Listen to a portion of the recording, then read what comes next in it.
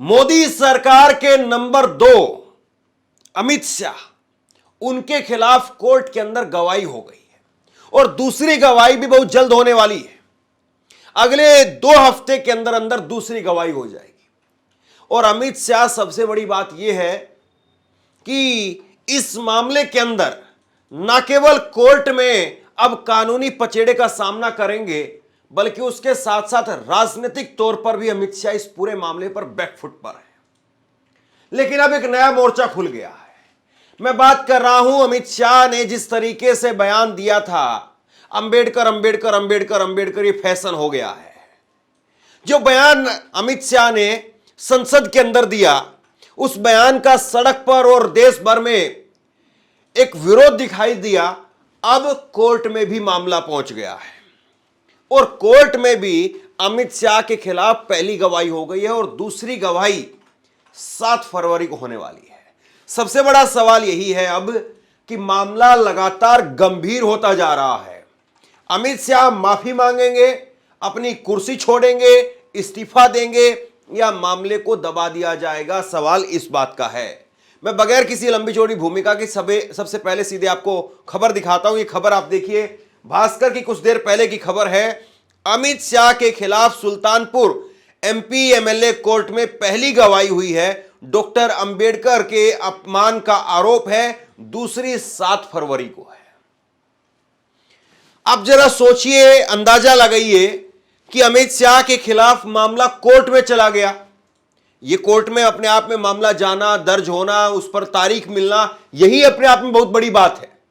लेकिन मामला कोर्ट में भी पहुंच गया, मामले में तारीख भी मिल गई, मामले में गवाही जो है वो हो भी गई है, गवाही दे भी दी गई है, और उसके बाद में अगली गवाही, दूसरी गवाही जो है उसके लिए भी तारीख मिल गई। यही अपने आप में बहुत बड़ी बात हो जाती है। वरना ये इतना भी संभव होना अपने आप में बहुत बड़ी बात है। अमित शाह के खिलाफ मतलब शायद ही आपको कोई ऐसा जज मिले या शायद ही आपको कोई ऐसा थाना मिले जहां पर अमित शाह को लेकर के आप कोई एफआईआर लेकर के जाएं, कोई याचिका लेकर के जाएं और उस पर आपकी सुनवाई हो जाए। लेकिन यहां पर बाकायदा पहली गवाही हो गई, दूसरी होने। देखिए खबर आप देखिए। केंद्रीय गृह मंत्री अमित शाह द्वारा लोकसभा में डॉक्टर भीमराव अंबेडकर पर की गई टिप्पणी के विरोध में दायर परिवाद में गुरुवार को पहली गवाह का बयान दर्ज किया गया। सुल्तानपुर के एमपी एमएलए कोर्ट में अगली सुनवाई 7 फरवरी को होगी, जिसमें दूसरे गवाह का बयान दर्ज किया जाएगा। मामले में याचिकाकर्ता राम खेलवान, जो धामोर थाना क्षेत्र के बनकेपुर सरैया के निवासी हैं, अपने वकील जयप्रकाश के माध्यम से यह परिवाद दायर किया है। उनका आरोप है कि 17 दिसंबर 2024 को लोकसभा में गृह मंत्री अमित शाह ने डॉक्टर अंबेडकर का नाम 6 बार दोहराते हुए कहा था कि अंबेडकर अंबेडकर कहना एक फैशन बन गया है। इतनी बार भगवान का नाम लेते तो 7 जन्मों तक स्वर्ग मिल जाता। ये जो है वो आधार बनाते उन्होंने याचिका दाखिल की और याचिकाकर्ता ने बताया कि इस टिप्पणी से करोड़ों गरीब मजदूर की भावनाएं आहत हुई हैं, जो अंबेडकर साहब को अपना भगवान मानते हैं। उन्होंने 24 दिसंबर को पुलिस अधीक्षक को रजिस्टर्ड डाक से शिकायत भेजी थी, लेकिन उन्होंने कार्रवाई नहीं होने पर कोर्ट का दरवाजा खटखटाया और परिवादी के वकील ने बताया कि उन्होंने कोर्ट में सबूत के तौर पर समाचार पत्रों की कतरन, अमित शाह के बयान का वीडियो पेनड्राइव में और वादी का जाति प्रमाण पत्र जमा किया है। मामले की पहली सुनवाई 15 जनवरी को हुई थी, जिसमें परिवादी ने अपना बयान दर्ज करवाया है। तो देखिए, अब मामले को आसान भाषा में समझिए। अंबेडकर साहब को लेकर के अमित शाह ने जो बयान दिया, उस बयान के बाद में पूरे देश भर में एक हंगामा दिखाई दिया। संसद में भी पूरे विपक्ष ने एकजुट होकर के उसके खिलाफ मोर्चा खोला। बाद में उत्तर प्रदेश में बहन जी मायावती ने जो है उसको लेकर के मोर्चा खोला। फिर देश भर में प्रोटेस्ट होने लगे। सबको लगा कि चलिए 2-4-5 दिन की बात है, हफ्ता 10 दिन चलेगी, उसके बाद में मामला शांत हो जाएगा। लेकिन मामला शांत हुआ नहीं और अमित शाह को यह महज 10-12 सेकंड का जो लम्हा है, कहीं ऐसा ना हो कि उनकी कुर्सी पर भारी पड़ जाए। जरा देखिए अमित शाह जी ने क्या कहा था। मान्यवर, अभी एक फैशन हो गया है आम्बेडकर आम्बेडकर आम्बेडकर आम्बेडकर आम्बेडकर आम्बेडकर। इतना नाम अगर भगवान का लेते तो 7 जन्मों तक स्वर्ग मिल जाता। तो अमित शाह जी को कहीं ऐसा ना हो कि वाकई ये अंबेडकर अंबेडकर कहना बहुत भारी पड़ जाए। अंबेडकर साहब का जो अपमान इस देश में या इस देश के बॉर्डर से, सरहद से पार कहीं पर भी अगर हुआ है तो उस शख्स को माफी मांगनी पड़ी है, बिना शर्त मांगनी पड़ी है। और अमित शाह जी के पास में बहुत बेहतर मौका था, बहुत शानदार मौका था, जब उन्होंने संसद में जब वो बात कही थी उसके अगले दिन उन्होंने भाजपा के कार्यालय के अंदर जाकर के प्रेस कॉन्फ्रेंस की थी। और उस प्रेस कॉन्फ्रेंस के अंदर बहुत शानदार उनके पास में मौका था। जरा सी एक बात उनको कहनी थी कि अगर मेरे शब्दों से किसी को ठेस पहुंची है तो मैं इसके लिए खेद प्रकट करता हूं। एक लाइन वो बात कहते, बात वहीं पर खत्म हो जाती। ना देश भर में वो बात पहुंचती, ना देश भर में उस पर हंगामा होता, ना मामला फिर कोर्ट में पहुंचता। ये बात सही है कि संसद के अंदर जो बात कही जाती है उस पर सांसदों का विशेषाधिकार होता है, लेकिन यह बात भी उतनी ही सही है कि मामले को अब खारिज करवा करके भी बीजेपी इस मामले से अपना पीछा नहीं छुड़ा पाएगी। यह बात सही है कि अमित शाह ने जो बात कही थी उसका एक छोटा सा हिस्सा, उस स्पीच में से एक छोटा सा हिस्सा वो काट करके वायरल हुआ और उसके आगे और उसके पीछे उन्होंने कांग्रेस पर, बाबा साहब अंबेडकर को लेकर के खूब तंज कसा। लेकिन यह मायने नहीं रखता कि आपने आगे क्या कहा, आपने पीछे क्या कहा। मायने यह रखता है कि आप जब अपने मुंह से अंबेडकर अंबेडकर अंबेडकर बोल रहे थे तो आपके मुंह से बोले गए उन शब्दों से क्या सम्मान झलक रहा था या नहीं झलक रहा था, मायने लोगों को यह लगा। और इसीलिए लोगों ने उस 10-12 सेकंड की जो क्लिप थी उसको सच मान लिया। पीआईबी के जरिए जो है फैक्ट चेक किया गया, भ्रामक बताया गया कि अंबेडकर साहब का जो अपमान नहीं किया गया, सब बातें हुई। लेकिन देखिए अंततोगत्वा बीजेपी पर, अमित शाह पर, अंबेडकर साहब पर की गई जो टिप्पणी है वो चिपक गई है। और इसको लेकर के अब जितना वो पीछा छुड़वाने की कोशिश कर रहे हैं, मामला उतना ही बड़ा होता जा रहा है। बेहतर होता, अच्छा होता कि वो माफी मांग लेते। अब सवाल इस बात का है कि क्या वो माफी मांगेंगे या मामले को अभी जो त्यों करके, जैसे तैसे करके रफा दफा करवाने की कोशिश होगी। इस मामले पर कांग्रेस मुखर तौर पर जो है वो हमलावर हुई। फिर उसके बाद में उत्तर प्रदेश में अखिलेश यादव ने भी इस मामले को लेकर के खूब प्रेस कॉन्फ्रेंस की, समाजवादी पार्टी ने सड़कों पर प्रदर्शन किया।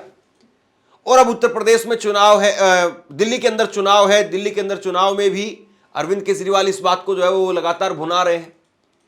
तो ये जो मसला है ये अमित शाह पर कुछ इस कदर चिपक गया है कि अमित शाह चाहकर के भी इससे पीछा नहीं छुड़ा पा रहे हैं। प्रेस कॉन्फ्रेंस में उन्होंने अपनी सफाई दी।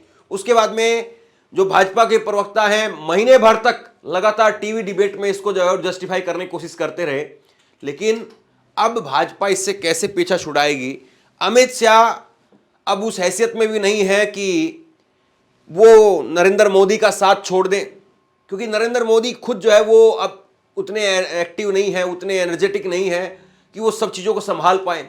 उनको अमित शाह की बहुत सख्त ज़रूरत है। लेकिन अमित शाह जिस तरीके से, जिस भंवर में फंसे हुए दिखाई दे रहे हैं, अंबेडकर साहब के अपमान के नाम पर जिस तरीके से वो फंस गए हैं, अगर वो यहां पर अब माफी मांगेंगे तो फिर जो है वो ये होगा कि आपने इतने दिन बाद में कोर्ट के डर से या जेल जाने के डर से या सांसदी जाने के डर से माफी मांगी है। अगर आपको सचमुच माफी मांगनी होती तो तब जब इतना हंगामा हुआ था तभी माफी मांग लेते। और ये जो जज साहब हैं जिन्होंने गवाही यहां पर ली है, एमपी एमएलए कोर्ट के सुल्तानपुर के जो जज साहब हैं, सवाल यह है कि कहीं उनका ट्रांसफर ना हो जाए, कहीं वो इधर से उधर ना भेज दिया जाए। तो अमित शाह अब कुल मिलाकर के इस पूरे मामले को लेकर के बुरी तरह से फंसे हुए नजर आ रहे हैं। और विपक्ष ने जिस तरीके से इस पूरे मामले पर मोर्चा खोला हुआ है, विपक्ष को कहीं ना कहीं एक और बड़ा मुद्दा मिल गया है कि कोर्ट में सुनवाई चल रही थी और कोर्ट की उस सुनवाई को रफा दफा करवाने की कोशिश की गई, या वहां पर भी जो है वो कानूनी पेचीदगियों का सहारा लेकर के अमित शाह अपने आप को बचा ले गए। क्योंकि जो भी होगा अमित शाह पर चिपकता चला जाएगा। जितना आप इस चीज से अपने आप को छुड़वाने की कोशिश कर रहे हैं उतना आप इस चीज में और उलझते चले जाएंगे। और कहीं ना कहीं यह भी अब जो है वो भाजपा आरएसएस के लोगों को पता चल रहा होगा कि जिस प्रकार से गांधी जी को लेकर के, महात्मा गांधी को लेकर के आपने जो रवैया अपनाया वो आप अंबेडकर साहब को लेकर के नहीं अपना सकते। कायदे से ये काम तो बहुत पहले हो जाना चाहिए था। जब महात्मा गांधी को लेकर के कहीं गोली मारने की बात आती है, कहीं जो है उनकी कालख पोतने की बात आती है, कहीं गोडसे की महिमा मंडन की बात आती है, ये काम जो गांधी जी के नाम पर हुआ, इसको अगर तभी रोक दिया जाता तो शायद अंबेडकर तक लोग नहीं पहुंच पाते। लेकिन अंबेडकर साहब जो है वो किसी खास पार्टी के नहीं है। कायदे से तो गांधी जी भी किसी खास पार्टी के नहीं है, लेकिन गाहे बगाए ये एक तरीके से लेबल करने की कोशिश की गई। गांधी जी जो है, महात्मा गांधी, वो कांग्रेस के लिए थे और इसीलिए जो है वो कभी नेहरू को नाम लेकर के उनको नीचा दिखाने की बात होती है, कभी और किसी तरीके से नीचा दिखाने की बात होती है। और कांग्रेसी जो है वो गांधी जी का अपमान उसको लेकर के इतना मुखर और इतना सख्त नहीं हो पाए जिस तरीके से आज अंबेडकर साहब को लेकर के हो रहे हैं।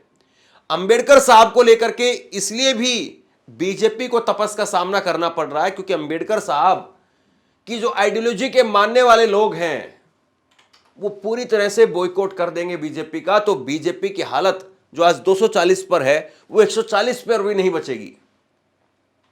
और कहीं ना कहीं यही डर है कि भाजपा ने, अमित शाह ने तुरंत इस पर प्रेस कॉन्फ्रेंस करने का फैसला लिया। बाकी वरना आप बताइए कितने मामलों को लेकर के भाजपा प्रेस कॉन्फ्रेंस करने के लिए आती, सफाई देने के लिए आती है। तो बहरहाल अब मामला कोर्ट में चला गया है और अब सवाल यही है कि भाजपा, आरएसएस, मोदी, शाह कैसे जो है वो अंबेडकर साहब के अपमान वाले मुद्दे पर अपना पिंड छुटा पाएंगे। आप क्या सोचते हैं नीचे कमेंट बॉक्स में लिख करके जरूर बताइए। इस वीडियो को शेयर कीजिए और इसी तरह की तमाम खबरों के लिए ऑनलाइन न्यूज़ इंडिया को सब्सक्राइब कीजिए। आपका बहुत बहुत धन्यवाद।